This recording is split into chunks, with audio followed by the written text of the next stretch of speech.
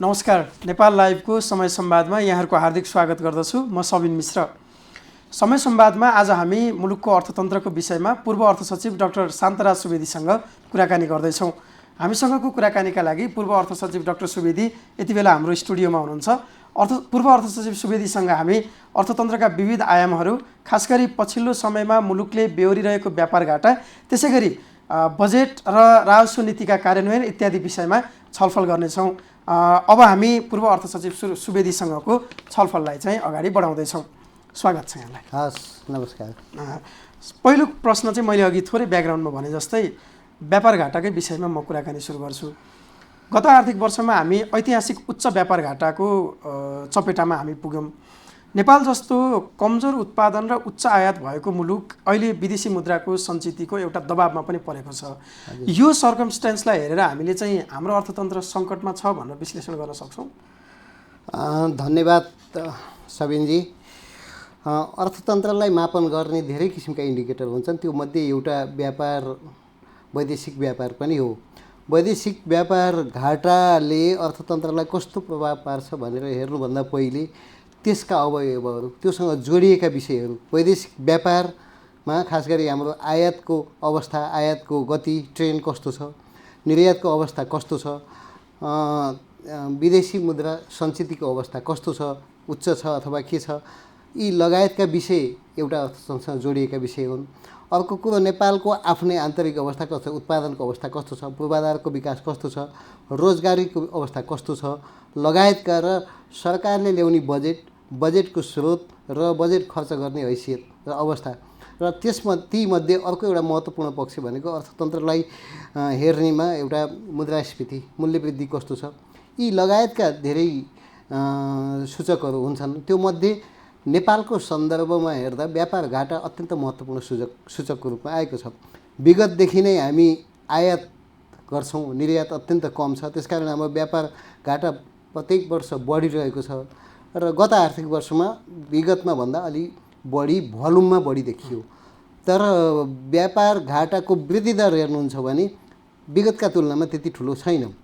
13 खर्ब 21 अर्बको व्यापार घाटा भनेको बजेटको साइजभन्दा बढी हो। 13 खर्ब 15 अर्बको बजेट छ। 13 खर्ब त्यो पनि बजेट हो। बजेट खर्च त एक्चुअलमा करिब 10 खर्बको हाराहारी मात्रै छ। त्यसले ठुलो भोल्युम देखायो, ठुलो आकार देखायो। तर बजेट घाटा हुनु भनेको आयात बढ्नु हो। आयात केमा भएको छ, आयातको अवस्था के छ? अधिकांश आयात उपभोग्य वस्तुमा भएको अवस्थामा, इन्धनमा भएको अवस्थामा चाहिँ त्यो त्यति राम्रो मानिँदैन। आयात पुँजी निर्माण गर्ने किसिमका सामग्रीहरू आयात छन्। विकास निर्माणका काममा प्रयोग हुने मालवस्तुहरूको आयात भएको, कच्चा पदार्थ आयात भएकोलाई राम्रै मानिन्छ। तर हामी कहाँ हेर्दा दुइटै छन्। एउटा अहिले विकास निर्माणको लहर चलेको छ, त्यसले गर्दा पुनर्निर्माणको काम भएको छ, निर्माण सामग्रीहरूको आयात भएको छ। अर्को हाइड्रो पावरहरूको ठुलो निर्माण कार्य हुँदैछ। अर्को सडकहरूको निर्माण, सिँचाइहरूको। त्यसले गर्दा विकास निर्माणको लागि चाहिने निर्माण सामग्रीको, मिल मेसिनरी, यन्त्र उपकरणको आयात बढिरहेको हुनाले त्यो आयातलाई राम्रै मान्नुपर्छ। तर हाम्रो इन्धन 2 खर्ब 13 अर्ब 213 अर्बको इन्धन मात्रै आयात भएको छ। त्यस्तै सवारी साधन 1 खर्ब 10 अर्बभन्दा बढीको आयात भएको छ। र त्यस्ता आयात त्यति मात्रै होइन, कृषिजन्य सामग्री 32 अर्बको त चामल, 32 अर्बको चामल, 14 अर्बको तपाईँको हाम्रो तरकारी, 10 अर्बको फलफुल आयात भएको छ। हो, यस्ता आयातहरू मुलुकको लागि राम्रो होइन। यस्ता आयातहरू भनेको मुलुकमा उत्पादन बढाउनु पर्ने, उत्पादनले आयात प्रतिस्थापन गर्नुपर्ने र निकासी गर्नुपर्ने वस्तुहरू हुन्। यी हेर्दा आगामी दिनमा कतै यसले नराम्रो नतिजा ल्याउँछ कि जस्तो देखिन्छ। जस्तो हाम्रो विदेशी मुद्राको मूल स्रोत चाहिँ हामीले रेमिटेन्सलाई मान्छौँ। रेमिटेन्सको भोल्युम र आयातको भोल्युमलाई तुलना गर्ने हो भने आधा जस्तो मात्रै देखिन्छ। त्यसपछि हाम्रो अर्को स्रोत भनेको एउटा विदेशी ऋण अनुदान र अर्को चाहिँ नि एफडिआई हो। न ऋण अनुदान हाम्रोमा धेरै देखिन्छ, न एफडिआई धेरै देखिन्छ, न रेमिटेन्सको फ्लो चाहिँ बढाएको छ। भनेपछि त आयातले त साँच्चै नै हामीलाई काहीँ न काहीँ अप्ठ्यारो त पार्दै रहेछ नि त। अब होइन, आयातले केही अब अप्ठ्यारो सङ्केत देखाएको छ। गत वर्ष 9 महिनाको लागि आयात धान्ने विदेशी मुद्रा सञ्चित थियो। यो वर्ष वस्तु तथा सेवाको लागि 7 महिनाको लागि, वस्तु मात्रैको लागि 8 महिना भनेपछि तल निकै तल आइसक्यो। अनि 6 महिनाभन्दा तल गयो भने हुन त विकसित मुलुकमा 3 महिनाको लागि आयात धान्ने विदेशी मुद्रा सञ्चित भए पनि त्यसलाई नराम्रो मानिँदैन। तर उनीहरूको आयात निर्यातको अनुपात लगभग बराबर हुन्छ, अर्थतन्त्र सबल हुन्छ, विदेशी मुद्रा सञ्चित गर्ने स्रोतहरू बलिया हुन्छन्। हामी कहाँ त्यस्तो छैन। हाम्रो स्रोत भनेको विप्रेसन, रेमिटेन्स नै हो। 8 खर्ब 79 अर्बको अब विप्रेसन छ, हाम्रो 15 अर्बको व्यापार छ र व्यापार घाटा 13 खर्ब 21 अर्बको छ भनेपछि त्यो ठुलो ग्याप छ। त्यो बिचमा त्यसलाई पूर्ति गर्ने के हो त भनेपछि विदेशी मुद्रा कमाउने स्रोत के हो, विदेशी मुद्रा आउने स्रोतहरू के हुन्, अब हामीले त्यसमा जोड दिनुपर्ने हुन्छ। एउटा त वैदेशिक रोजगारीमा पनि प्रश्न उठेको छ। वैदेशिक रोजगारीमा जाने हाम्रा जनशक्ति घट्दो क्रममा छन्। अहिले रिमिटेन्स बढ्ने प्रमुख कारण भनेको एउटा औपचारिक च्यानलबाट विदेशबाट आउने रकमहरू आइरहेछन्, त्यो बढिरहेको छ। अर्को अलिकति उच्च स्तरको दक्ष कामदारहरूले विदेशबाट पठाउने पैसा बढिरहेको छ। अर्को आम जनशक्तिले पठाउने पैसा त्यति ठुलो रूपमा बढेको पनि छैन र त्यो जनशक्ति घटेको पनि छ। त्यसले गर्दा आगामी दिनमा वैदेशिक रोजगारीबाट आउने रेमिटेन्स चाहिँ दिगो नहुन सक्छ। दिगो नहुँदा साथ त्यसको विकल्प खोज्नुपर्ने हुन्छ। विकल्प के हो भनेपछि विदेशी मुद्रा आर्जन गर्ने प्रमुख स्रोत भनेको सेवा क्षेत्र हो। सेवामा पर्यटन क्षेत्र हो। पर्यटन क्षेत्रमा अहिले हेरौँ, हाम्रो औसत $55 खर्च नगर्ने खालका एकदम सस्ता पर्यटकहरू आएका छन्। उनीहरूको बसाइ अवधि पनि लामो छैन। त्यस्ता पर्यटकबाट सङ्ख्या जति बढाए पनि विदेशी मुद्रा नबढ्न सक्ने सम्भावना हुन्छ। गुणस्तरीय पर्यटकको आगमन हाम्रो लागि आवश्यक छ एउटा। अर्को कुरो, विदेशी मुद्रा कहाँबाट आउँछ भनेपछि वैदेशिक सहायताका परियोजनाहरू हामीले राम्रोसँग कार्यान्वयन गर्न सक्यो भने वैदेशिक सहायताबाट पैसा आउँछ एउटा। अर्को वैदेशिक ऋण सहायतामध्ये त्यो आफ्नो भयो वैदेशिक प्रत्यक्ष लगानी। हामीका पूर्वाधारको लागि अहिले करिब कुल गारस्थ उत्पादनको झन्डै 20% जति हामी पूर्वाधारमा लगानी गर्न सक्यौँ भने मात्रै हामीले प्रक्षेपित आर्थिक वृद्धि हासिल गर्न सक्छौँ भनेका छौँ। अहिले 10% हाराहारी पनि छैन, त्योभन्दा नि कमी छ भनेपछि हामीलाई लगानी गर्नुपर्ने छ। निजी क्षेत्रको स्रोत साधन कम छ, उनीहरूले चाहे जति लगानी गर्न सकेका छैनन्। अहिले पूर्वाधार सम्मेलन भइरहेको छ, त्यसमा निजी क्षेत्र स्वयंले नै आह्वान गरिरहेका छन्, विदेशी लगानीको लागि आह्वान गरिरहेका छन्। 115वटा आयोजना हामीले बास्केटमा सोकेसको रूपमा राखिरहेका छौँ। भनेपछि निजी क्षेत्र आफै पनि लगानी गर्न सक्षम छैन जति चाहिएको छ मुलुकलाई भन्ने त्यो देखिन्छ। त्यसले गर्दा प्रत्यक्ष वैदेशिक लगानी तान्न सकियो भने विदेशी मुद्रा पनि आउँछ, विकास पनि हुन्छ। पूर्वाधारको विकास हुनुको लागि काम हुनु भनेको रोजगारी पनि बढ्नु हो। रोजगारी बढ्नु भनेको हाम्रा जनशक्ति विदेश जानबाट रोकिने, विदेशी मुद्रा त लगानीबाटै आउने भयो भनेपछि रेमिटेन्सबाट घट्दा पनि केही फरक पर्दैन। यस्तामा हामीले जोड दिनुपर्ने अवस्था हुन्छ। यसमा जोड दिएर नीतिगत रूपमा यी क्षेत्रमा हस्तक्षेप गर्न सकियो भने विदेशी मुद्रा सञ्चितलाई बढाउन सकिन्छ। अर्को तपाईँले हेर्नुहोस्, पछिल्लो चरणमा हामी नेपालीको घुमफिर गर्ने बानी असाध्यै बढेको छ। गत आर्थिक वर्षमा 90 खर्ब जति त घुमफिरमै गएको छ भनेपछि नेपालीहरू बाहिर गएर खर्च गर्ने जति पर्यटकबाट खर्च हुँदैन भने त त्यो पनि माइनस हुन सक्ने सम्भावना भयो।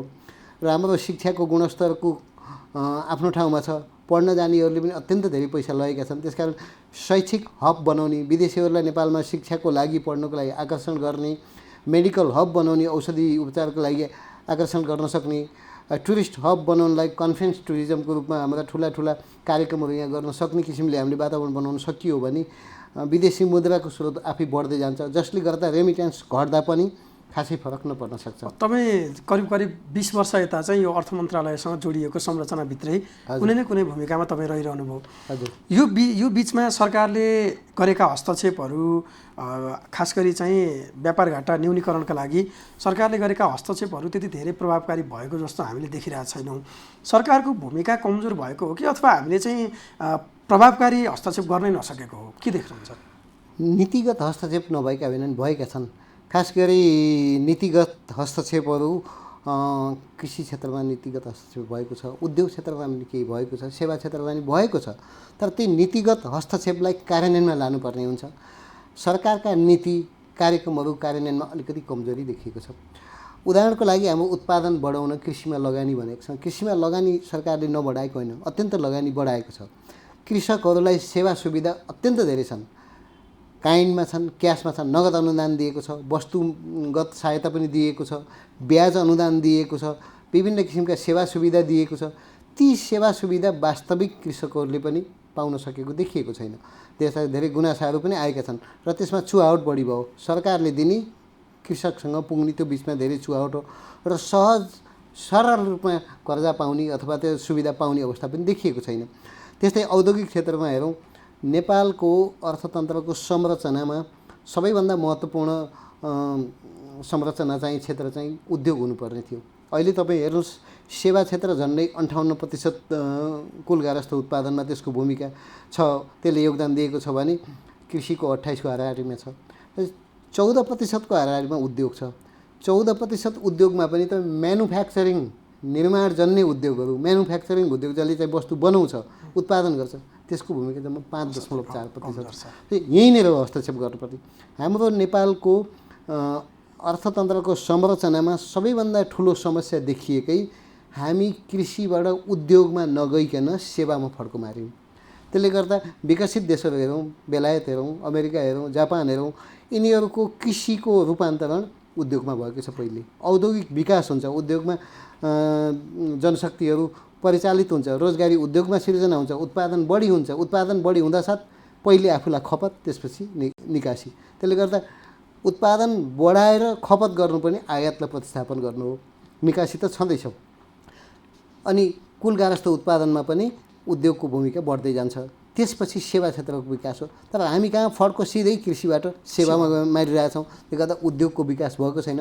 15 योजनाको आधारपत्रमा हेर्नुहोस्, उद्योगको विकासको लागि उद्योगको लक्ष्य जुन रूपमा राख्नुपर्ने थियो त्यति धेरै राखिएको छैन। म्यानुफ्याक्चरिङ उद्योगहरूको योगदानलाई त्यो रूपमा बढाएर नीतिगत हस्तक्षेप गरिएको छैन। यस्ता विषयहरू हेरेर सेवा क्षेत्रमा कहाँ हस्तक्षेप गर्ने, उद्योग क्षेत्रमा कहाँ हस्तक्षेप गर्ने, कृषि क्षेत्रमा कहाँ हस्तक्षेप गर्ने, उत्पादन बढाउने, लागत घटाउने, रोजगारी बढाउने किसिमले कसरी जाने भन्ने कुरो सरकारले साबिकमा गरेका हस्तक्षेपहरू सक्षम भएनन् अथवा तिनले सफल भएनन् भन्ने पनि देखाएको हुनाले आगामी दिनमा यी क्षेत्रलाई दृष्टिगत गरेर नीतिगत हस्तक्षेप थप गर्नुपर्ने अवस्था छ। जस्तो केही औद्योगिक क्षेत्रमा हामी आत्मनिर्भर हुँदै गएका पनि देखिया। जस्तो सिमेन्टमा एउटा कुरा गर्ने हो भने हामी सिमेन्ट उद्योगमा चाहिँ अलिक बढी आत्मनिर्भर भएर अब निर्यातमा पनि जान सक्ने अवस्था हो कि जस्तो देखिया छ। यसबाहेक नेपालले आफूलाई सस्टेन गराउन सक्ने औद्योगिक पोटेन्सियलिटी भएको, इन्डस्ट्रियल पोटेन्सियलिटी भएको एरियाहरू चाहिँ खास के हो त? अब अहिले तपाईँले भन्नुभयो जस्तै सिमेन्ट भर्खर यो विगत 5 वर्ष यता यसको चाहिँ विकास राम्रो भएको छ र यो रूपमा विकास हुँदै गयो भने यसको भविष्य पनि राम्रो छ। त्यसले गर्दा आयात प्रतिस्थापन गर्यो, निकासीको लागि पनि अब हामी तयार भइसक्यौँ। यसले औद्योगिक कच्चा पदार्थ आयात हुन्छ, त्यसले गर्दाखेरि सिमेन्ट आयात हुने आयात व्यापार घाटालाई कम गर्नलाई सहज गरेको छ। त्यस्तै हामी जुत्तामा आत्मनिर्भर छौँ। नेपाली जुत्ता उत्पादनहरू नेपालमा मात्रै होइन बाहिर पनि खपत भएका छन् यो औद्योगिक उत्पादनमा। त्यो बाहेक अब हाम्रा गार्मेन्टमा उत्पादन पनि पहिले कुनै बेला अत्यन्त राम्रो थियो, निकासी पस्मिना भयो, कार्पेट भयो, तिनी उत्पादनहरू अहिले क्रमशः घटिरहेका छन्, त्यसमा खासै छैन। हस्तकला लगायतका सामग्रीहरूको उत्पादन पनि निकासीकै लागि हो। हामी आफू आत्मनिर्भर पनि हुने र निकासी गर्ने किसिमका औद्योगिक उत्पादनहरू अहिले अत्यन्त कम छन्। केही बहुराष्ट्रिय कम्पनीहरू छन् जस्तै लिभर जस्ता, डाबर जस्ता, यिनीहरूले गरेका उत्पादनहरू निकासी पनि भएका छन्। ती उत्पादनहरूमा हामी आत्मनिर्भर पनि छौँ, तर त्यतिले मात्रै पुग्दैन। हाम्रो दैनिक प्रयोजनको लागि चाहिने, उपभोग्य प्रयोजनको लागि चाहिने सामग्रीहरूको उत्पादनमा जोड दिनुपर्ने। कृषि क्षेत्रमा हेरौँ, हामी मासुमा अब क्रमशः आत्मनिर्भर हामी हुँदैछौँ, अन्डामा आत्मनिर्भर हुँदैछौँ, दुधमा आत्मनिर्भर हुँदैछौँ। अब यी क्षेत्रलाई हामीले सहजीकरण कसरी गर्ने, यसको उत्पादन कसरी बढाउने र त्यसको खपत भएको भन्दा बढीलाई औद्योगिक उत्पादनको रूपमा कसरी परिणत गर्ने, भ्यालु एड कसरी गर्ने, निकासी कसरी गर्ने, त्यो नीति लिनुपर्ने अवस्था छ। र यो क्षेत्रमा हामी सक्षम हुन सक्यौँ, आत्मनिर्भर हुन सक्यौँ कृषिको क्षेत्रमा भने अन्य क्षेत्रलाई पनि सहजीकरण हुन्छ, सहज रूपमा यसले सहयोग पुर्याउँछ। जस्तो हामीले यो कृषि क्षेत्रकै कुरा गर्दाखेरि चाहिँ विगत केही वर्षदेखि तपाईँ आफैले लेख्नुभएका केही बजेटहरू नै हामीले हेऱ्यौँ भने पनि त्यहाँ बिमाका सुविधादेखि उत्पादनमा लागतमा अनुदानदेखि र चाहिँ अनेक किसिमका सुविधाहरू त्यहाँ दिइयो। तैपनि त्यसले चाहिँ जुन अपेक्षा हामीले गरेका थियौँ त्यस अनुसारको उत्पादकत्व बढाउन सकेको देखिएन। यसको अर्थ के लक्षित समूह पहिचानमै समस्या भएको हो कि दिएको अनुदान प्रभावकारी हुन नसक्यो? दुइटै छ। एउटा दिएको अनुदान जहाँ जसलाई पुग्नुपर्ने थियो त्यो सही रूपमा पुगेको पनि छैन। के च्यानल लामो छ, डिस्ट्रिब्युसन च्यानल वितरण प्रणाली चाहिँ अत्यन्त अप्ठ्यारो देखियो। त्यहाँ चाहिँ चुहावट भयो, ट्रिकल डाउन भन्छ, माथिबाट दिने तल नपुग्ने, अत्यन्त कम पुग्ने, बिचमा चुहावट रहने अवस्था पनि देखियो। कतिपय तपाईँका वस्तुगत अनुदानहरू हेर्नुहोस्, ती अनुदानहरू सम्बन्धित कृषकको हातमा पुग्दासम्म अत्यन्त कम पुगेका हुन्छन्, लागत अत्यन्त महँगो भएका हुन्छन्। कृषकले आफैले पनि निश्चित प्रतिशत बिहोर्नुपर्ने हुन्छ, जुन प्रतिशतमा केही रकम थप्दा बजारमा किन्नै पाइने अवस्थाको छ, त्यो त महँगो रूपमा पुगेका हुन्छन्। सामग्रीको गुणस्तरको कुरो छ, त्यसले गर्दा कृषक आकर्षित भएका छैनन्। बैंकबाट सहज रूपमा ब्याज अनुदानको व्यवस्था छ, तर सहज रूपमा ऋण उपलब्ध गर्न गाह्रो छ। त्यसले गर्दा बैंकहरूले सहज रूपमा ऋण उपलब्ध गराउने विषयमा कृषकले प्रश्न उठाएका छन्। हाम्रो चाहिँ कार्य प्रक्रिया अत्यन्त अप्ठ्यारो झन्झटिलो छ भन्ने यसले देखाएको छ। अर्को किसानहरू आफैलाई पनि के कति सुविधा हामीले पाउँछौँ, कस्तो सुविधा पाउँछौँ र त्यसले हामीलाई के प्रभाव पार्छ भन्ने किसिमको ज्ञानको पनि कमी छ। तपाईँले भन्नुभयो जस्तै अर्को लक्षित समूह पहिचानमा पनि समस्या छ। कतिपय अवस्थामा जो टाठाबाठा छन्, जो प्रशासनको नजिक आउन सक्छन्, सेवा सुविधाको बारेमा जानकारी छ, जो कार्यालयमा आउन सक्छन्, त्यस्ताले सेवा सुविधा बढी लिएको पनि देखिएको छ। अहिले प्रदेश सरकारले पनि अत्यन्त धेरै सुविधा दिएको छ कृषिमा, स्थानीय तहले पनि दिएको छ, तर त्यही समूह नै हाबी भइरहेको छ, वरिपरि घुमिरहेको छ, जसले गर्दा वास्तविक किसान अत्यन्त कम लाभान्वित भएको अवस्था छ। तपाईँले भन्नुभयो जस्तै एउटा लक्षित समूह पहिचान पनि सही रूपमा सबै किसिमका लक्षित समूह पहिचान हुन कठिन छ। अर्को चाहिँ दिएको सेवा सुविधा पनि प्रोपर च्यानल मार्फत सहज रूपमा तलसम्म पुगेको छैन। यो कुरो चाहिँ कृषि मन्त्रालयको एउटा अध्ययनले पनि देखाएको छ। उनीहरूले कृषकलाई दिएका सेवा सुविधा सहज रूपमा कृषकले नपाएको उनीहरूको अध्ययनले देखाएको छ। त्यसकारण लक्षित समूह पहिचान गर्ने र सेवा सुविधा किसानलाई सहज रूपमा पुर्याउने विषय चाहिँ प्राथमिकताको विषय हुनुपर्छ जस्तो लाग्छ। अब एक दुईवटा चाहिँ यो बजेट कार्यान्वयन र राजस्वसँग सम्बन्धित अलिअलि कुरा गरौँ जस्तो लाग्यो तपाईँ, किनभने अब दुईपल्ट अर्थ सचिव भइसक्नु भएको मान्छेसँग त्यो कुरा गरिएन भने अलिक अन्याय पनि होला। गत आर्थिक वर्षमा सरकारले 13 खर्ब 15 अर्बको बजेट ल्यायो, तर वास्तविक खर्च चाहिँ करिब करिब त्यसको 84% हाराहारीमा मात्रै 84-85% वास्तविक खर्च त्यो देखियो। यो नयाँ कुरा, नयाँ प्रश्न त होइन यो, किनभने हामी यही रिचुअल प्रश्न तपाईँ यसको धेरैपल्ट सामना नै गरिसक्नुभयो। तर अब चाहिँ किन यो प्रश्न अलिक बढी ओजपूर्ण हुन्छ भने पहिला चाहिँ 9 महिनामा सरकार आउँथे, नीतिहरू परिवर्तन भइरहेको थिए, मन्त्री परिवर्तन हुन्थे, प्राथमिकता परिवर्तन हुन्थे। अहिले हामीले परिकल्पना गरेको 5 वर्षको भनिएको एउटा सरकार बनेको छ। सरकारको पहिलो वर्ष हामीले व्यतीत गऱ्यौँ, करिब 1.5 वर्ष बितिसक्यो, एक आर्थिक वर्ष त व्यतीत नै भइसक्यो र अहिलेको अर्थमन्त्री चाहिँ धेरै पछि एकजना भाग्यमानी अर्थमन्त्री बन्नुभएको छ, जसले आफूले ल्याएको बजेट आफूले कार्यान्वयन गर्न पाउनु। सन्तुष्ट हुने ठाउँ छ? अब बजेट तपाईँले जति कुरो उठाउनु भयो ती कुरो अत्यन्त सही हुन्। बजेट कार्यान्वयनको अवस्था सन्तुष्ट हुने ठाउँ छैन, किनकि गत वर्षभन्दा अघिल्लो बजेटको कार्यान्वयनमा म आफै संलग्न थिएँ। त्यतिको पनि भएन यो गत वर्षको बजेट कार्यान्वयनमा, किन पुँजीगत खर्च त्योभन्दा पनि कम भएको अवस्था देखियो। आर्थिक वर्ष 74-75मा बजेटमा अत्यन्त धेरै सुधार गरियो। तपाईँलाई थाहा छँदैछ, नीतिगत, कानुनी र प्रक्रियागत सुधार गरियो, जुन पहिले विषयगत मन्त्रालयले जति उठाएका थिए ती समस्याहरूलाई समाधान पनि गरियो। र अहिलेको सरकार आइसकेपछि सरकारको स्थायित्वको पनि एउटा देखियो, सरकार अब स्थायी छ भन्ने देखियो। अर्थमन्त्री स्वयं बजेट अथवा अर्थतन्त्रबारे जान्ने र उहाँले बजेट पनि ल्याउनु भयो। कार्यान्वयन अवस्था विगतमा त्यो हिसाबले देखिएन तपाईँले भन्नुभयो जस्तो। अब यो सन्तुष्ट हुने नहुने भन्दा पनि हामीले जुन रूपमा सोचेका थियौँ त्यो रूपमा त भएन, सन्तुष्ट हुने ठाउँ त भएन। तर के भयो भने सरकार स्थायी भएर ऐन कानुनमा संशोधन परिवर्तन गरेर व्यवस्थित गरिदिएर सहजीकरण गरिदिएर समयमा बजेट भनौँ न, अझ समयभन्दा अगाडि जेठ 15 गते नै बजेट ल्याएर साउन 1 गतेदेखि कार्यान्वयनमा सहज रूपमा जाओस्, जेठ 15देखि साउनको बिचमा आगामी वर्षको बजेट कार्यान्वयनको तयारी सम्पूर्ण होस् भन्ने किसिमले जुन ल्याइएको थियो त्यो काम भएन। त्यसले गर्दा के देखियो भने नीतिगत परिवर्तन भयो, कार्यगत परिवर्तन भयो, सरकार नयाँ किसिमले आयो, अगाडि बढ्यो, बजेट नयाँ किसिमले ल्याइयो, तर तर बजेट कार्यान्वयन गर्ने जुन मेकानिजम छ त्यो मेकानिजमको मनोविज्ञान भनौँ न साइकोलोजीमा परिवर्तन भएन। भनेको कर्मचारी तन्त्रमै समस्या जसले चाहिँ कार्यान्वयन गर्ने हो र त्यो कार्यान्वयन गर्नलाई चाहिँ माथिबाट सहजीकरण गर्ने दुइटै छ। कर्मचारी तन्त्र तल छ, त्यसलाई काममा लगाउने, व्यवस्थित गर्ने, समन्वय गर्ने र राम्रो काम गर्नेलाई पुरस्कृत नगर्नेलाई दण्ड दिने चाहिँ राजनीतिक नेतृत्व छ। यो दुइटैको मनोविज्ञानमा परिवर्तन भएन, यहीँनिर समस्या देखियो। अब यसै सन्दर्भमा हामीले कुरा गर्दाखेरि चाहिँ यो खास गरी तपाईँ आफैले बनाउनु भएको बजेट मलाई सम्झना छ, फागुनभित्र ठेक्का लागेन भने चाहिँ चैतबाट बजेट सरेन्डर गराउँछौँ भनेर ल्याउने तपाईँ अर्थ सचिव हुनुहुन्थ्यो होइन? तपाईँले एउटा नीतिगत एउटा फड्को पनि गर्नुभयो। अर्को तपाईँ आफै पहिलो अर्थ सचिव हो जसले केही हदमा भए पनि सङ्घीय बजेट लेख्ने चाहिँ तपाईँ पहिलो अर्थ सचिव पनि भन्नुभयो। शासकीय स्वरूपमा नै हामीले परिवर्तन गऱ्यौँ, मुलुक सङ्घीयतामा नि गयो, तर प्रतिफल चाहिँ हामीले पाउन अझै पनि सकेनौँ। भनेपछि स्थानीय तह प्रदेश भने सङ्घीय सरकार त छँदै नै थियो, त्यति हुँदाहुँदै पनि कार्यान्वयनमा हामी अझै जान, किनभने हामीसँग त निर्वाचित जनप्रतिनिधि त वडा तहसम्म छ नि त, त्यति हुँदा पनि काम गर्न नसक्ने भनेपछि त हाम्रो यो के कतै सिस्टममाथि नै प्रश्न त यसले गरिरहेको छैन नि।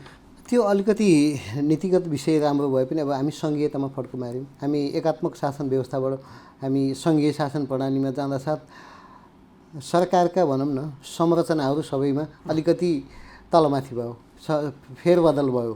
सङ्घीय संरचनालाई सङ्घ, प्रदेश र स्थानीय तहमा लानु पर्यो। त्यसमा सबैभन्दा महत्त्वपूर्ण पक्ष भने बजेट कार्यान्वयन गर्ने जनशक्ति हो। जनशक्ति, केन्द्रको जनशक्ति सङ्घ, प्रदेशमा र स्थानीय तहमा समायोजन गरेर जानुपर्ने भयो। समयमा समायोजन हुन सकेन। समायोजन कसरी हुन्छ, आफू कहाँ परिन्छु भन्ने कर्मचारीहरूलाई आफ्नो दिमागमा आफ्नो सेवाको सुरक्षा र आफ्नो कहाँ परिन्छ भन्ने बाहेक अरू 1-2 वर्ष त्यसरी रह्यो एउटा। अर्को कुरो जननिर्वाचित प्रतिनिधिहरू आए प्रदेश र स्थानीय तहमा। स्थानीय तह 1 वर्ष अगाडि नै चुनाव भयो, उनीहरू पनि नयाँ थिए, उनीहरूलाई अधिकार अत्यन्त ठुलो दियो, स्थानीय सरकारको रूपमा दियो, स्थानीय सञ्चित कोष हुने, स्थानीय बजेट बनाउने, कार्यपालिका, व्यवस्थापिका, न्यायपालिका समेतको परिकल्पना गरियो। तर स्थानीय तहका जननिर्वाचित प्रतिनिधिहरूको मनोविज्ञान कस्तो देखियो भने पहिलेकै नगरपालिका गाउँ विकास समितिकै अध्यक्ष उपाध्यक्ष हो कि भन्ने खालको देखियो। आफूलाई त्यस रूपमा सुरुमा पहिलो र दोस्रो वर्ष प्रस्तुत गरे, जसले गर्दा त्यो बजेट चाहिँ सरकारी तहबाट बढाउने, म सरकार हुँ, म जिम्मेवार पक्ष हुँ, मेरो चाहिँ आफ्नै सम्पूर्ण अधिकार छ, मैले बजेट बनाउँदा मेरो स्रोत हो, मेरो खर्च बनाउने हो, मेरो सञ्चित कोष हुन्छ भन्ने किसिमले दिमागमै लिन सकेनन् एउटा। अर्को कुरो जे जति बजेट बनाइने हो खर्च गर्नलाई जनशक्तिको कुरो पनि अलिक सङ्कटकालीन अवस्था हुनाले भएन।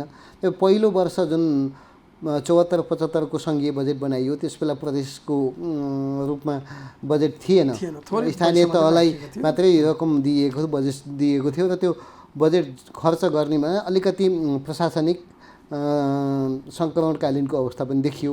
कानुनहरू बनेका थिएनन्, कार्यविधि बनेका थिएनन्, जनशक्ति थिएन, त्यसले अलिकति कम भयो। तर गत वर्ष 75-76 आउने हो भने सबै कुरो लगभग सेटअप भइसकेको थियो। त्यहाँ एउटा मात्रै काम पूर्ण रूपमा हुन नसकेको कर्मचारी समायोजनको विषय हो, त्यसले चाहिँ केही समस्या दियो। यस कर्मचारी समायोजनको विषयले गर्दा बजेट कार्यान्वयन गर्न, त्यसलाई सहजीकरण गर्न जुन रूपमा काम हुनुपर्ने थियो कर्मचारीको तर्फबाट पनि त्यति भएन, राजनीतिज्ञको तर्फबाट पनि प्रभावकारी काम हुन सकेन। केन्द्रले माथिबाट आफ्नो बजेट कार्यान्वयनमै कमी कमजोरी देखिया छन् भने प्रदेश र स्थानीय तहलाई हस्तक्षेप गर्ने कुरो पनि भएन, कानुनी रूपमा उनीहरू स्वायत्त छन्, गर्ने कुरो पनि भएन र तिनै तहको बजेट कार्यान्वयन गर्ने निकाय चाहिँ सङ्क्रमणमा पर्यो। त्यसले गर्दा कार्यान्वयन हुन सकेन, यसले नतिजा पनि आउन सकेन। र अर्को बजेट कार्यान्वयन गर्नलाई बजेट तालिका बनाउनुपर्छ, जुन पहिले पनि थियो। पहिलो चौमासिकमा कति खर्च गर्ने, दोस्रोमा कति खर्च गर्ने, तेस्रोमा कति खर्च गर्ने, र फागुन मसान्तसम्म कुनै पनि आयोजना सुरु भएन भने बजेट सरेन्डर गर्ने अथवा त्यसलाई फिर्ता गर्ने भन्ने जुन हामीले भनेका थियौँ, अब माघसम्म नगर्ने फागुनको लास्टमा गएर कार्य सुरु गर्न थाल्ने र त्यो अन्तिम वर्षको अन्तिममा जाँदा खासै कार्यान्वयन पनि नहुने, बजेट खर्च पनि नहुने र नपुग्ने अन्य आयोजनामा रकमान्तर गर्न चाहने विषयगत मन्त्रालयको चाहना र इच्छाले गर्दा पनि त्यति धेरै सफल हुन सकेन। र बजेट सरेन्डरको विषय अत्यन्त जटिल पनि छ र सम्बन्धित मन्त्रालयहरूले यो विषयमा त्यति इच्छुक पनि हुन्न, देखाउनु। त्यस कारण अहिले आयोजना कार्यान्वयनसँग सम्बन्धित वित्तीय उत्तरदायित्वसँग सम्बन्धित कानुनको ड्राफ्ट भइरहेको छ। त्यसमा कानुनमै निश्चित अवधिमा निश्चित समयपछि बजेट सरेन्डर फिर्ता गर्नुपर्ने, नगरेमा कारबाही हुने व्यवस्था चाहिँ राखेर अगाडि बढाइँदैछ। त्यसै बाध्यकारी बनायो भने मात्रै त्यो सफल हुन सक्ने देखियो। ओके, अब एउटा चाहिँ यो राजस्वसँग सम्बन्धित प्रश्न गरौँ जस्तो लाग्यो मलाई। हजुर। तपाईँले पटक पटक तपाईँ अर्थ सचिव भन्दाखेरि एउटा वाक्य भनेको मलाई याद आउँछ, यो भ्याट चाहिँ मैले सुरुवात गर्नेमा म पनि एउटा हुँ, किनभने तपाईँ अब नेपाल सरकारले त्यति बेलाको श्री 5 को सरकारले भ्याट मूल्य अभिवृद्धि कर लागू गर्नका लागि चाहिँ हायर गरेका 25 जना अधिकृत मध्येको तपाईँ एकजना। भ्याट मर्छ कि भन्ने डर लाग्छ मलाई भनेर तपाईँले पटक पटक भाषण गर्नुहुन्थ्यो, मलाई अहिलेसम्म पनि याद छ। राजस्वको मूल स्रोतका रूपमा मूल्य अभिवृद्धि करलाई अगाडि बढाउने भन्ने परिकल्पना गरेर जसरी ल्याइयो र आज जसरी भ्याटको कार्यान्वयन गराउन खोजिँदैछ, खास गरी चाहिँ चालु आर्थिक वर्षमा ल्याइएको आर्थिक ऐनमा भएका केही व्यवस्थाहरू चाहिँ भ्याटको सिद्धान्त विपरीत पनि हो कि भनेर चाहिँ प्रश्न उठाएको। जस्तो चाहिँ ठेक्कापट्टामा पहिले 50% चाहिँ सरकारले भुक्तानी गरिदिने, त्यसपछि चाहिँ यो ढुवानीमा पनि भ्याट फिर्ता नदिने, ढुवानीमा भ्याट लाग्ने, त्यसपछि चाहिँ पेट्रोलियम पदार्थको चाहिँ प्रयोगमा चाहिँ भ्याटको दाबी गर्न नपाइने भन्ने व्यवस्थाहरू गरिएको छ। यसले चाहिँ भ्याटको सैद्धान्तिक पक्षमाथि नै प्रश्न उठाएको हो कि भन्ने बहस पनि ल्याएको छ। तपाईँले यसलाई कसरी हेरिरहनु भएको छ? भिएटीको विषयमा त खास गरी भिएटी जुन रूपमा कार्यान्वयन हुनुपर्थ्यो, यसको योगदान राजस्वमा जुन रूपमा हुनुपर्थ्यो, विगतको तुलनामा यो इन्क्रिमेन्टल वार्षिक वृद्धिको हिसाबले हेर्दा भ्याट नराम्रो छैन। राजस्वको हिसाबले राम्रो छ। अब जिडिपीको 25% नेपालको राजस्व भने अत्यन्त राम्रो ठुलो हो, तर त्योभन्दा पनि कति छ होइन, कति उठ्नु पर्थ्यो, योगदान कति हुनु पर्थ्यो, यसको दायरा कस्तो हुनु पर्थ्यो भन्ने महत्त्वपूर्ण विषय हो। भिएटीको विषयमा सन्तुष्ट हुने ठाउँ पहिले पनि थिएन र अहिले पनि जुन रूपमा गएको छ त्यसमा सन्तुष्ट हुने ठाउँ छैन। एउटा यसको कभरेज, यो भ्याटको दायराको कुरो छ। भ्याटको दायरा जुन रूपमा छ त्यो जति हामी हुनुपर्ने थियो दायरा विस्तार हुन सकेको छैन। भ्याटले कानुनी रूपमा समेटेका विषयहरू व्यावहारिक रूपमा आउन सकेका छैनन्। एउटा अर्को कुरो मूल्यवर्धित कर भ्याटमा बिलिङको समस्या छ। जसले बजारमा जानुहोस् तपाईँ सामान किन्नुहोस् तर बिल काट्ने चलन अत्यन्त कम छ, बिलै लिने दिने नगर्ने। त्यसले गर्दा त्यो जसको भ्याटको ब्युटी नै त्यही हो, सुन्दरता नै त्यही हो, त्यो नै नभएपछि भ्याट कमजोर हुने अवस्था आफ्नो ठाउँमा छ। अर्को ठुला फर्महरूले भ्याटमा अलिकति प्लानिङ, ट्याक्स प्लानिङ गर्ने होइन, कर नियोजन गर्ने र छली गर्ने, नक्कली बिल भरपाई पेस गर्ने, नक्कली भ्याट बिल भर गर्नेले पनि त्यसलाई अप्ठ्यारो बनायो। त्यो आफ्नो ठाउँमा छ। त्यसलाई चाहिँ राजस्व प्रशासनले कारबाही गर्ने अथवा कानुनको परिपालना कम्प्लायन्स गरेर आफ्नो ठाउँमा ल्याउने हो। तपाईँले भन्नुभयो जस्तै भ्याटको कतिपय सिद्धान्तभन्दा अलिकति बाहिर गयो कि भन्ने अहिले मात्रै होइन, विगतमा पनि थियो। जस्तै भ्याट उठाइसकेपछि त्यसलाई रिबेटको रूपमा मिलान गर्न दिने विषयहरू थिए। तेल घिउ लगायतका मोबाइलका विषयमा तिनी पनि सिद्धान्तभन्दा बाहिरको विषय हो भने हामीले पटक पटक नीतिगत रूपमा बजेट आउँदा त्यसलाई हटाउने अथवा करेक्सन गर्न कोसिस गऱ्यौँ, तर त्यति बेला सफल भइएन। घटाउँदै ल्याइयो र गत आर्थिक वर्षमा त्यसलाई हटाइयो, जो त राम्रो विषय हो। तर अहिले तपाईँले भन्नुभयो जस्तै ठेक्कापट्टामा सिधै भ्याटको निश्चित प्रतिशत काटेर अफिसमा सरकार आन्तरिक राजस्व कार्यालयमा जम्मा गरिदिने, त्यो भ्याटको सिद्धान्तभन्दा बाहिरको विषय हो। यसले के देखाउँछ भने अनि पेट्रोलियम पदार्थहरूमा क्रेडिट नपाउने लगायतका विषय, मलाई लाग्छ पेट्रोलियम पदार्थमा क्रेडिट नपाउने भनेको पेट्रोलियम पदार्थमा व्यावसायिक खरिदको लागि क्रेडिट पाइन्छ। जसले पेट्रोलियम पदार्थ किन्छ बेच्छ त्यसलाई त क्रेडिट दिनै पर्छ। त्यो क्रेडिट नपाउने भन्न खोजेको कस्तो हो भने आन्तरिक प्रयोजनको लागि, कन्जम्सनको लागि खरिद भएकोमा त्यो चाहिँ व्यावसायिक प्रयोजनमै त्यो प्रयोग हुन्छ भन्ने ग्यारेन्टी नभएको हुनाले पार्सियल थियो, पहिले निश्चित प्रतिशत पाइन्थ्यो, त्यो हटाइदिएको होला। अब त्यो गर्नुको पछाडि केही कारणहरू होलान्, कर प्रशासनले राखेको होला। त्यो चाहिँ व्यावसायिक प्रयोजनमा हुन्न अथवा निजी प्रयोगमा तिरेको कर चाहिँ कट्टी नदिने भन्ने किसिमले होला। त्यसलाई पनि राम्रो मानिन्न। त्यो व्यावसायिक घरानाले अथवा त्यो फर्मले, त्यो उद्योगले सामग्री अथवा केही सेवा र व्यवसाय गर्छ र वस्तु बेच्छ र त्यसबाट फाइदा लिन्छ, भ्याट उठाउँछ भने त्यसको लागि कन्जम्सन उपभोग भएको वस्तुमा करकट्टी दिनुपर्ने हुन्छ। एउटा त्यो छ। अर्को ठेक्काको विषयलाई मैले अघि नै भनिसकेँ। त्यो बाहेक कतिपय हामी कहाँ कस्तो छ भने कसरी हुन्छ कर कम तिर्ने, कर चुहाउट गर्ने, करबाट भाग्ने, कर त्यस्तो प्रवृत्ति भएको हुनाले र ठेक्काको विषयमा चाहिँ खास गरी अहिले साना ठेकेदारहरू, त्यसलाई हामीले स्थानीय तहका ख ग वर्गका ठेकेदार भन्छौँ, निश्चित ठेक्काको काम गर्ने, त्यसपछि भाग्ने, त्यसलाई विवरण पनि नबुझाउने, लामो समयसम्म विवरण नबुझाउँदाखेरि तिनीहरू निष्क्रिय रहने, त्यस्तालाई चाहिँ कमसेकम 50% मूल्यवृद्धि कर सिधै कार्यालयमा आयो भने उनीहरूले पछि मिलान गर्दा त्योभन्दा बढी तिर्नुपर्ने अवस्था आउन, क्रेडिट मिलान गरिसकेपछि त्यो 50% भन्दा कम तिर्नुपर्ने हुन्थ्यो, भ्यालुएट त्यो 50% मूल्यवृद्धि कर आउने किसिमले हुँदैन। त्यसकारण पार्टी हरायो, भाग्यो अथवा सम्पर्कमा रहेन भने पनि कर लुज हुन्न भन्ने किसिमले गरिएको, त्यो चाहिँ ट्रेजरी बलियो बनाउने हिसाबले ठिक छ, तर भ्याटको सैद्धान्तिक पक्षको हिसाबले त्यो राम्रो होइन, त्यो गर्नु हुँदैन। हामी कम्प्लायन्स हो, भ्याटको सिद्धान्त अनुसारै जानुपर्छ। जसले उठाउँछ त्यसले क्रेडिट गरेर तिर्छ, त्यसलाई खोज्नुपर्छ, त्यसलाई विवरण बुझाउन लगाउनुपर्छ, कर बुझाउन लगाउनुपर्छ, सिस्टममा चल्नुपर्छ भन्ने मान्यता चाहिँ भ्याटको सिद्धान्तले राख्छ। यहाँ हाम्रोमा एउटा प्रश्न के पनि आउँछ भने हामीले कर अधिकृतलाई चाहिँ अलिक बढी पावर दियौँ, स्वाभाविक अधिकार अलिक बढी दियौँ, त्यस कारणले गर्दाखेरि उनीहरूले कहिलेकाहीँ चाहिँ कर कानुनको अलिक बढी इम्पोज गर्न खोजे कि भन्ने पनि देखिन्छ। तपाईँ आफै पनि अफिसरदेखि विभिन्न तहहरूमा करको प्रत्यक्ष रूपमा चाहिँ जनसम्पर्क हुने गरी तपाईँले काम पनि गर्नुभएको छ। त्यस हिसाबले हेर्दाखेरि हाम्रो कर अधिकृतहरू अलिक बढी स्वविवेकी अधिकार प्रयोग गर्ने खालकै हो, केही कमजोरी छ त्यसमा? स्वविवेकी अधिकार बढी भन्दा पनि त्यसको प्रयोग कसरी गर्ने भन्नेको, कर अधिकृतलाई कर निर्धारण गर्ने अधिकार संसारभरि लगभग उस्तै हो। उसलाई एउटा लिमिट यहाँभन्दा बढी नगर अथवा योभन्दा कम गर भन्ने हुँदैन। हेर्दै जाँदा, छानबिन गर्दै जाँदा कानुनले दिएका विषयमा हेर्नुपर्ने हुन्छ। तर कर कानुनले दिएको अधिकार प्रयोग गर्दा त्यो अधिकारको दायरालाई चाहिँ त्यहीभित्र सीमित राख्नुपर्ने हुन्छ। अधिकारको प्रयोग गर्दा त्यसलाई मिसयुज भनौँ न, त्यसलाई दुरुपयोग गर्नु हुँदैन। निश्चित वस्तु तथा सेवामा कर लाग्छ भनेपछि त्यो लाग्ने वस्तु तथा सेवाको हिसाब आइसकेपछि अब त्योभन्दा बढी त नलाग्नेलाई लाग्नेमा बनाइदिने, अथवा जरिमानाको विषयमा अलिकति स्वाभाविक अधिकार छ। जरिमाना दुई किसिमका हुन्छ, एउटा सामान्य किसिमले गल्ती भएको अवस्थामा निश्चित लगाउने, एउटा चाहिँ फ्रड भनौँ न, चोरी अथवा ठगी अथवा त्यो कर छलिने भएको अवस्थामा धेरै लगाउने अवस्था आउँछ। त्यस्तो बेलामा कर अधिकृतले चाहिँ बढी जरिमाना लगाउँदा यो चाहिँ फ्रड छलिने भएको भन्ने किसिमले लगाउँछ। त्यसको डिग्री छैन, कुन लेभलसम्मलाई ट्याक्स प्लानिङ भनौँ न, उसले चाहिँ गल्ती गरेको हो अथवा झुकिएको हो, नियत खराब थिएन भन्ने, कुन लेभलभन्दा माथि गइसकेपछि यो चाहिँ कर छलियो, यो फ्रड हो भन्ने एउटा लिमिट नभएको हुनाले त्यहाँ अलिकति स्वविवेकी अधिकारले प्रयोग गर्छ। यो स्वविवेकी अधिकारको प्रयोग हामी कहाँ मात्रै होइन, अन्य देशहरूमा पनि कर अधिकृतले गर्ने गरेका छन्। यसलाई कर अधिकृत स्वयं जिम्मेवार हुनुपर्छ, नियत सफा राख्नुपर्ने हुन्छ र पार्टीको ब्याक हिस्ट्री के हो, उसले बुझाएको करको अवस्था कस्तो छ, कम्प्लायन्स कर कानुनको परिपालना कस्तो छ, उसको साँच्चीकै बदमासी गर्ने चाहना थियो अथवा उसले परिबन्धमा गरेको भन्ने लगायतका विभिन्न किसिमका कानुनी अथवा परिस्थितिजन्य क्रियाकलाप हेरेर विश्लेषण गरेर कर निर्धारण गर्नुपर्ने हुन्छ।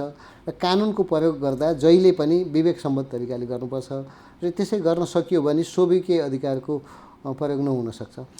अर्को एउटा प्रसङ्गमा तपाईँलाई एउटा प्रश्न गर्छु म। तपाईँ दुईपल्ट चाहिँ नेपाल राष्ट्र ब्याङ्कको सञ्चालक बन्नुभयो।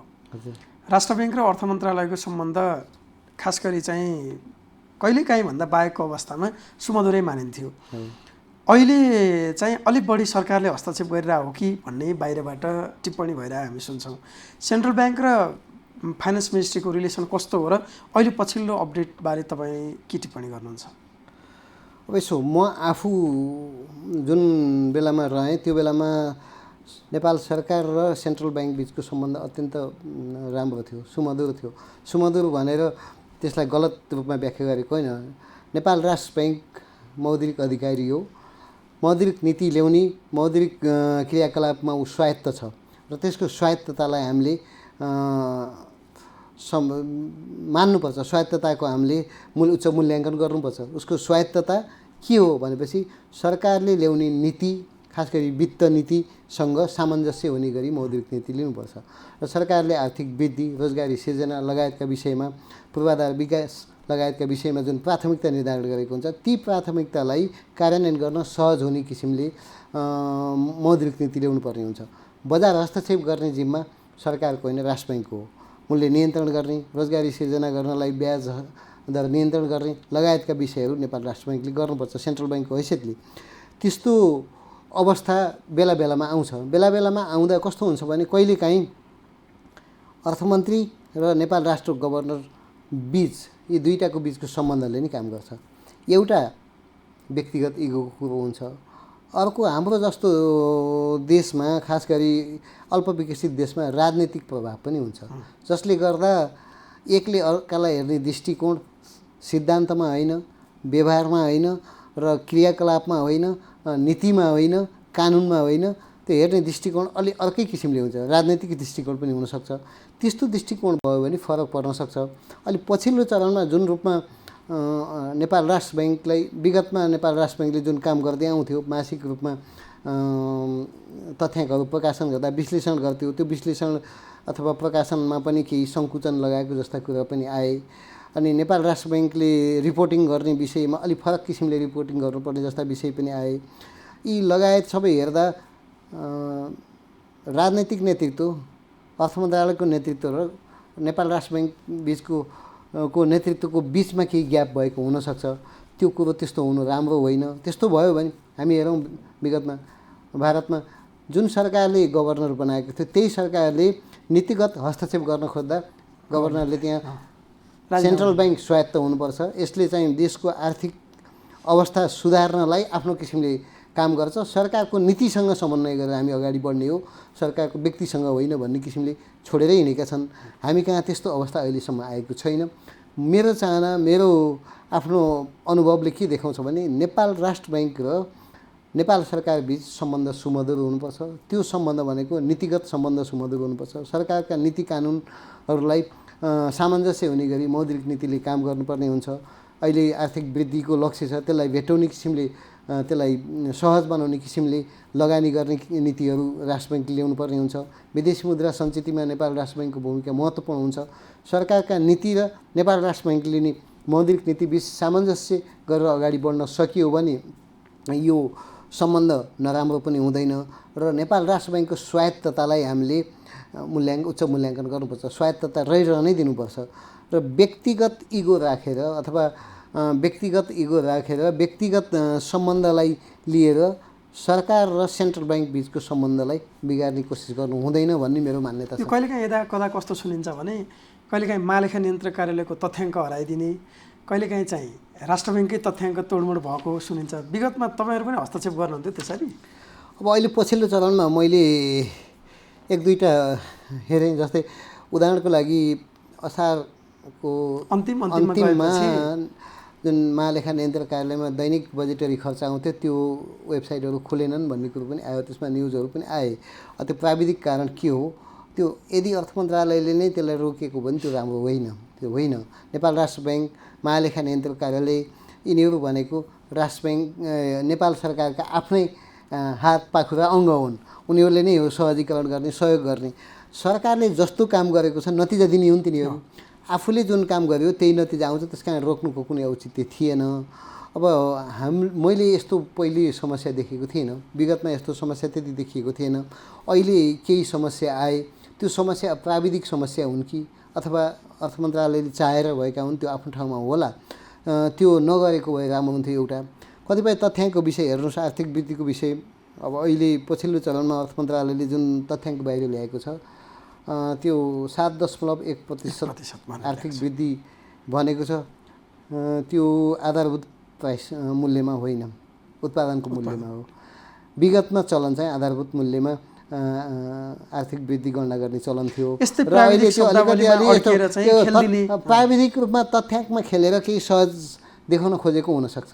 जुन कुरो चाहिँ हामीले नीतिगत स्थिरता हुनुपर्थ्यो, विगतमा जुन रूपमा देखाइएको थियो त्यही रूपमा नै अहिले देखाएको भए विगतभन्दा अहिले कति बढ्यो कति घट्यो चाहिँ वास्तविकता आउँथ्यो र सरकारले गरेका काम कारबाही सकेसम्म पारदर्शी ट्रान्सपरेन्ट भयो भने बाहिरबाट हेर्नेले, मिडियाले, जनताले वास्तविकता थाहा पायो भने त्यति अप्ठ्यारो पनि हुँदैन। अन्यथा तथ्याङ्क लुकाउन खोज्ने अथवा नयाँ किसिमले नयाँ ढङ्गले प्रस्तुत गर्दा बढी आलोचित पनि हुने सम्भावना हुन्छ। जुन केही समय अगाडि बजेटको बेलामा अथवा राजस्व सङ्कलन गर्ने विषयलाई लिएर अथवा यो नेपाल राष्ट्र ब्याङ्कका तथ्याङ्कलाई विश्लेषण गर्ने विषयलाई लिएर जुन आलोचनाहरू सरकारका भए त्यो चाहिँ नहुनु थियो, हुनुपर्ने थिएन। त्यो हुनु चाहिँ राम्रो होइन। अब एउटा चाहिँ अन्तिम प्रश्न जुन चाहिँ तपाईँको व्यक्तिगत विषयमा तपाईँ बोल्न चाहनुहुन्न भने स्केप गर्न पाउनुहुन्छ। नेपाल सरकारको अर्थ सचिवबाट रिटायर्ड भएपछि तपाईँ एउटा संवैधानिक आयोगको अध्यक्ष बन्न जानुभयो। 4 महिना 5 दिन करिब त्यहाँ बस्नुभयो, त्यसपछि तपाईँले छोडिदिनु भयो। त्यसपछि छोड्नुको कारण तपाईँले आजसम्म मिडियामा बाहिर भन्नु पनि भएको छैन मैले यो कारणले छोडेँ भनेर। किन गएको, किन छोडेको? अब यो एक किसिमले व्यक्तिगत पनि हो, तर सार्वजनिक पद भएको हुनाले सार्वजनिक पनि हुनसक्छ। अब मैले जानु हुने थियो थिएन त्यो आफ्नो ठाउँमा छ। त्यो मैले चाहेको, म जान खोजेको, मैले अथवा त्यसलाई इच्छा गरेको र भइदिए हुन्थ्यो भन्ने पद पनि थिएन र मैले त्यो सोचेको पनि थिएन। अब एक्कासी अपरझट त्यो मलाई आइलाग्यो भनौँ, जानुपर्ने भयो। मैले सोचेको, मैले कल्पना गरेको अथवा मैले आशा गरेको, अब कुनै पनि निजामती कर्मचारी एउटा लेभलबाट रिटायर भएपछि सरकारले कहीँ ठाउँ दिन्छ भने आफूलाई मिल्दो नै दियोस्, आफ्नो विशेषज्ञता मिल्ने ठाउँ नै दियोस् भन्ने चाहना हुन्छ र त्यसको पछि लाग्ने पनि होइन। यदि प्रयोग गर्ने उसको विज्ञतालाई प्रयोग गर्ने हो भने right man in right place भन्छ, उचित व्यक्ति उचित स्थानमा जाँदा दिँदा त्यसबाट चाहिँ काम पनि लिन सकिन्छ, मुलुकले नै फाइदा पाउँछ भन्ने मान्यता थियो। म जुन रूपमा त्यहाँ संवैधानिक परिषदबाट सिफारिस भएँ, सिफारिस भइसकेपछि म त्यहाँ जानुपर्ने बाध्यता भयो। म आफूलाई त्यो पदको लागि उपयुक्त होइन कि भन्ने मलाई महसुस भयो, त्यति नै हो। अरू कारण जे भए पनि म चाहिँ आर्थिक क्षेत्रको, सार्वजनिक वित्तको क्षेत्रको मान्छे, मैले काम गरिरहेको विषयगत क्षेत्रको मान्छे। म राष्ट्रिय समावेशी आयोगमा गएर मुलुकले परिकल्पना गरेको समावेशी राष्ट्र निर्माणको लागि मभन्दा अन्य व्यक्तिहरू उपयुक्त हुन सक्छन् जस्तो मलाई लाग्यो र मलाई आफूलाई त्यहाँ बसिरहेर मुलुकले खोजेको योगदान दिन मैले नसक्नु पनि सक्छु र म आफू पनि त्यति चित्तबुद्ध अवस्थामा छैन, मलाई पनि त्यहाँ त्यो भूमिका मन परिरहेको छैन र मुलुकलाई पनि मुलुकले खोजेको योगदान नहुन सक्छ भने म त्यहाँ बसिरहनु उचित पनि छैन। किनभने जे पायो त्यही नेपालीहरूले अथवा हाम्रो प्रशासकहरूले स्वीकार्छन् भन्ने मान्यता पनि मैले राख्दिनँ। त्यसकारण मैले आफूलाई सहज रूपमा, खुल्ला रूपमा आफ्नो विज्ञता प्रयोग गरेर म बाहिरै बस्न चाहन्छु भन्ने हिसाबले नै छोडेको हुँ। त्यसमा कसैको केही छैन।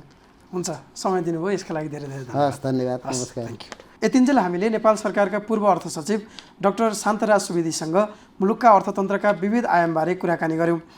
नेपाल लाइभको समय संवादमा हामी फेरि अर्को विषयमा अर्को पात्रसँग अर्को समयमा फेरि कुराकानी गर्ने नै छौँ। आजका लागि भने म पनि बिदा चाहन्छु। धन्यवाद, नमस्कार।